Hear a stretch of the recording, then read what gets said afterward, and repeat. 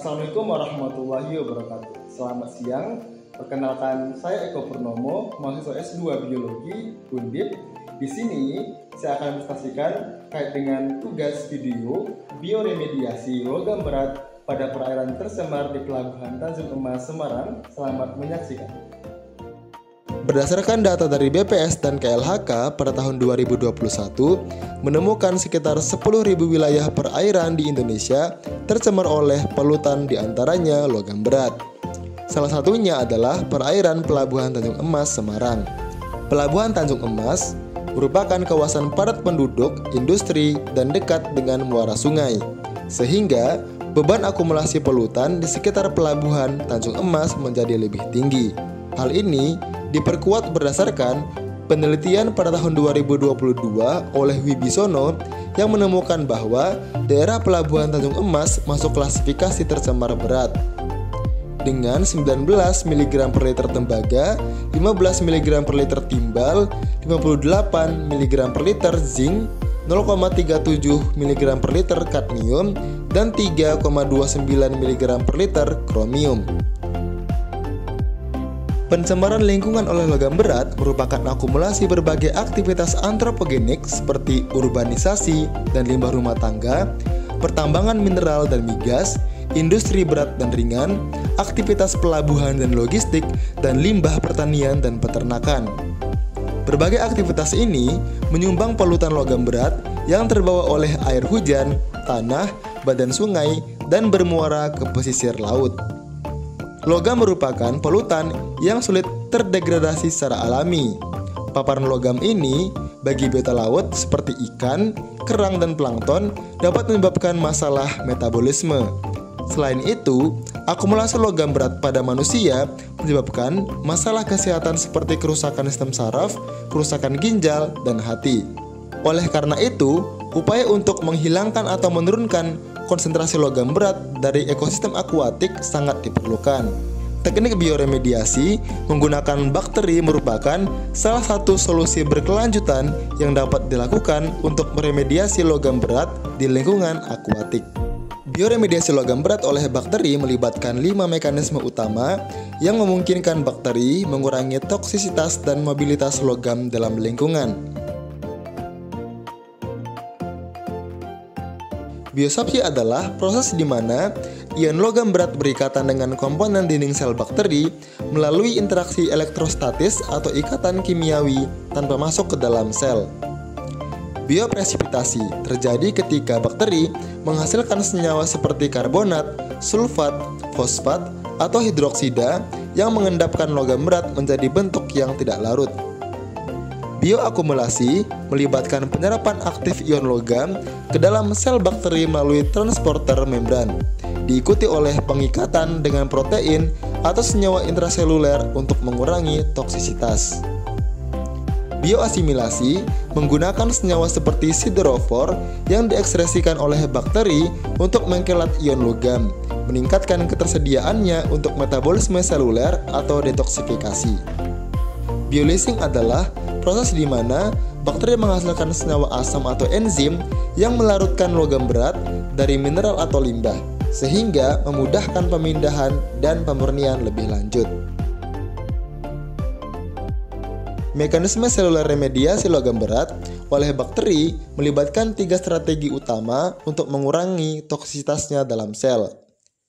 Enzymatic conversion to less hazardous form terjadi ketika enzim bakteri mengubah logam berat menjadi bentuk yang kurang beracun, seperti reduksi ion merkuri menjadi merkuri elemental yang lebih mudah menguap.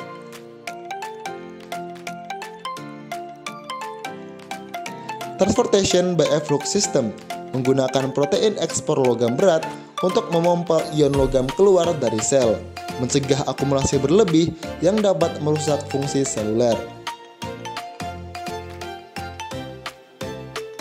Sequestration melibatkan pengikatan ion logam dengan senyawa seperti fitokelatin, metallothionein, atau peptida pengikat logam berat yang berfungsi menstabilkan logam dalam bentuk kompleks intraseluler agar tidak mengganggu metabolisme bakteri.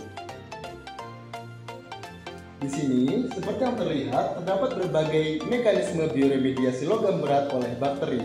Seperti misalnya pada mekanisme modifikasi kimia yang dibantu oleh proteinnya yang menargetkan logam Hg pada bakteri Actinomyces. Kemudian pada mekanisme efflux yang dibantu oleh gen CHR yang menargetkan logam chromium seperti pada bakteri Pseudomonadota.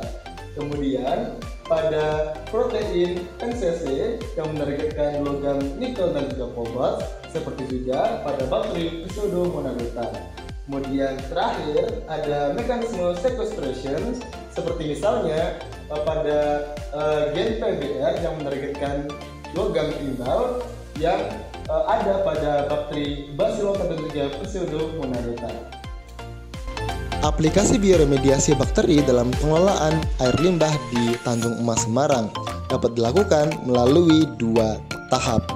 Pertama, bioremediasi secara in situ diterapkan langsung di lokasi pencemaran tanpa memindahkan sedimen atau air yang terkontaminasi.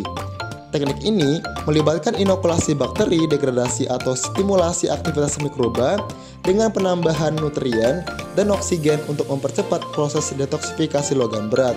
Contohnya adalah bioventing untuk meningkatkan ketersediaan oksigen dalam tanah atau sedimen, serta biosparging di mana udara atau gas lain diinjeksi untuk merangsang aktivitas mikroorganisme di dalam air tanah. Kedua, bioremediasi ex situ dilakukan dengan mengambil air atau sedimen tercemar untuk diolah dalam sistem terkontrol di luar lokasi pencemaran. Metode ini mencakup penggunaan bioreaktor di mana bakteri pemecah polutan di kultur dalam kondisi optimal untuk mendekomposisi logam berat secara efisien sebelum air dikembalikan ke lingkungan. Selain itu, teknik seperti land farming atau slurry-based bioreactors memungkinkan pencampuran sedimen dengan bakteri dan nutrisi dalam kondisi yang dipantau secara ketat guna mempercepat degradasi dan pemulihan di lingkungan perairan.